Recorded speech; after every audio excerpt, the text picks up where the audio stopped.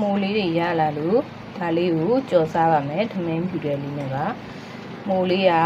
အရင်ရွှွတ်များတဲ့အတွက်ဒါရေစိမ်ထားတာဖြစ်ပါတယ်ဒါရေဆေးပြီးတော့3ခါမြောက်အစင်ရေစိမ်ထားတာပါဒါလေးကိုတပုတ်တန်လေးနဲ့တိုက်ပြီးတော့စီးထားပါမယ်ဟုတ်ကဲ့အခုဆိုလို့ရှိရင်တော့ဗောနော်ဒါမိုးလေးတွေကိုစေးနေတာအခုဆိုရင်ဒါလေးမိုးလေးကိုစေးနေတာဖြစ်ပါတယ်ရှင်ရွှွတ်လေးတွေကရေစိမ်ပြီးတော့စေးကြတော့နူးနေပါတယ်ပို့ပြီးတော့စင်အောင်တေချာလေးတပုတ်တန်လေးနဲ့ခုလိုမျိုးစေးပေးရပါမယ်ရှင်ဒါတပုတ်တန်လေးနဲ့ပါနော်တပုတ်တန်လေးနဲ့ရွှွတ်လေးပြောင်းတေချာစေးပေးရပါမယ်ရွှွတ်လေးပြောင်းပါနော်တေချာလေးစေးပေးပါမယ်သူကဂျားကြတော့သူမှုဖြစ်တဲ့အတွက်ပေါ့နော်သူကရွှွတ်နေရပေါက်တဲ့မှုဖြစ်တဲ့အတွက်အဲ့ဒါလေးကသူဟင်းချက်မယ်အကယ်ဟင်းချက်မယ်ဆိုလို့ရှိရင်ဒါသူကတဲတွေရွှွတ်လေးပါလာမှဆိုလို့ပေါ့နော်ဒါသူ့ကိုရှင်းမယ်တပိတ်ကလာဝင်လာဆိုရင်ဒါကတော့ဟိုပါတော်တော်လေးတော့ကြာမယ်ရှင်เนาะဒီဟာကိုထိုင်10သားပါဒီဟာကိုထိုင်ချစ်နေရတာဒါကတော့10သားပေါ့နော်10သားဆိုရင်နည်းနည်းတော့မြင်ဒါပေမဲ့တပိတ်ကတော့အဲ့လိုမျိုးဟိုအခုကြည့်နေပြိတ္တတွေအဲ့လိုမျိုးဝင်မယ်ဆိုရင်တော့ဒါတော်တော်လေးစေးပါမယ်ခင်းအောင်ချက်ဖို့အချိန်ရောက်လောက်မှမဟုတ်တော့ဘူးပေါ့နော်ဒီကညီမကတော့တိတ်မကြိုက်ပါဘူးညီမအမြင်ကကြိတ်ပါလေတက်လို့လေးကြော်စားပါမယ်ကြော်စားပါမယ်ဟုတ်ပါခင်းချက်တော့မရဘူးပေါ့နော်ကြော်စားဖြစ်ပါတယ်ကြော်စားတအားကောင်းတယ်ပေါ့နော်တွတ်ထုံနဲ့ဆေးပြီးသွားပြီးတော့ဒါရေ2ခါမြောက်စေးထားတာပါတော်တော်လက်ဝင်ပါတယ်30သားတဲ့ကိုတော်တော်လေးကိုစေးလိုက်ရပါတယ်ဖြူပွေးသွားအောင်ပါဒါလေးတွေကိုအမြင်လေးတွေလုပ်လိုက်ပါမယ်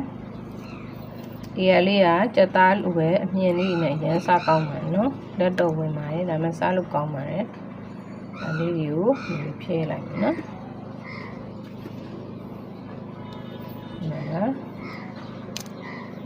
လေးလေးဖိလုပ်ပြပါမယ်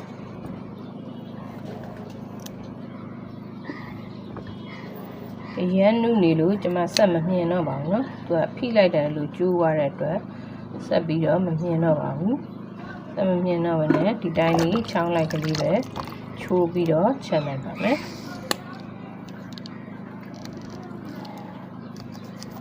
ဒါလေးじゃမြင်လို့ရတယ်ဒါလေးじゃချိုးလို့ချက်သားရင်နဲ့မလဲနိုင်နဲ့မူရင်းချက်မှာပါမူကြော်ပေါ့နော်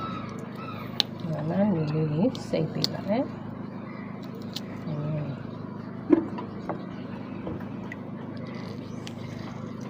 ပေါ်လေးကတော့မြင်လို့ရတယ်အောက်ကကျွတ်ဆက်နေပါပြီးတော့ဒီထက်အမဲလေးတွေပါထုတ်ပေးရပါတယ်နော်ငါကလေးနဲ့ဖက်ထုတ်လိုက်ရပါတယ်အရန်ချိုတဲ့အတွက်လေချုံမုတ်ကိုပါလီကာလေးပဲထည့်ပါမယ်ဒါလေးကြတော့မြင်လို့ရပါတယ်ဒါလေးကြမြင်လို့ရတယ်တစ်ခုနဲ့တစ်ခုမတူပါဘူးဒါလေးကြကျွတ်ဆက်ဒါလေးကြဒီထည့်လိုက်မယ်ဒါလေးလေးကျွတ်ဆက်ပါတယ်ချိုးပြီးတော့ထည့်လိုက်ပါမယ်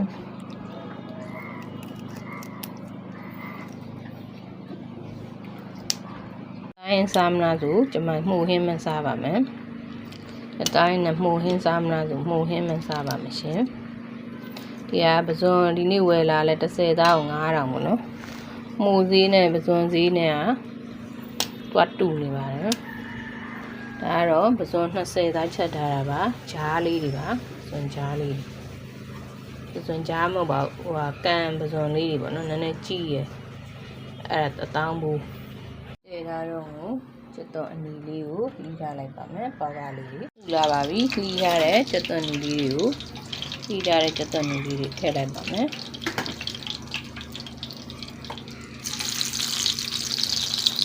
မှုကြတော့ကျက်တော့အနီထဲမှာမှုရတယ်ပေါ့နော်ကျက်တော့အနီလေးစီတက်မှာမှုရတယ်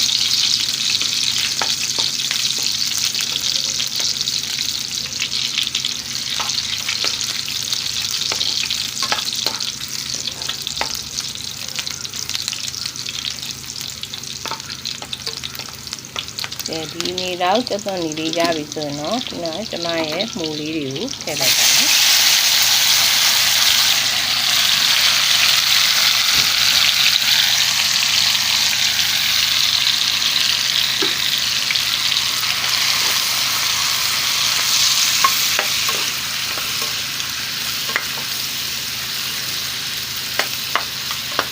ပြီးရင်တော့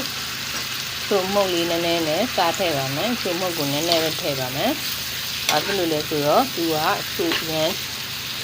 ချိုပြီးရတဲ့ရှိရမှုလေးဖြစ်လို့ပါပဲခုဆိုရင်တော့ချိုမုတ်လေးထည့်ပြီးပါပြီစားလည်းထည့်ပြီးပါပြီအဲ့တက်ကိုနှမ်းအောင်လေးမှုပြီးပါမယ်သူ့တဲ့ရေလေးထွက်လာပါတယ်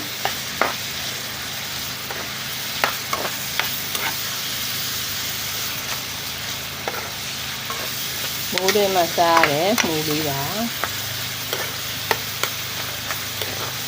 နည်းနည်းတော့လက်ဝင်ပါတယ်ဥလိုပဲသိရှိလက်ရှိနဲ့ဆေးရတာရှင်